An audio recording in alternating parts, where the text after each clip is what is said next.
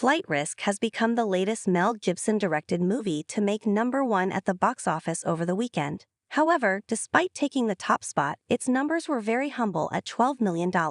For a movie that takes place in a singular location of a plane, that number might sound like a rousing success, but with a budget of $25 million, it has a bit of a way to go to recoup its expenses. In the scaled-down thriller, Mark Wahlberg would make a rare turn as a villain after his career in action movies primarily saw him as the hero.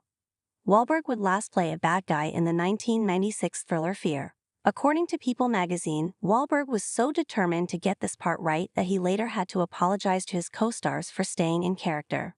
The star admitted, "I was locked into the part the whole time, so if we weren't shooting, I was like either off in the corner by myself, or I just would kind of go back to my little dressing room and just sit there." Wahlberg added, "I was like the guy who was like constantly picking at them, poking them and prodding them, from the back of the plane the whole entire time.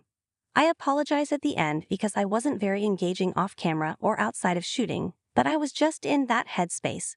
We only had 22 days of shooting, so it wasn't 4 months, 5 months of this. We shot it very quickly." With the movie taking place in a plane for the runtime, Wahlberg's character in Flight Risk wouldn't be limited to physical altercations with the protagonists of the movie, but his character would continuously supply verbal jabs throughout. The actor talks about the inspirations he took in forming his performance.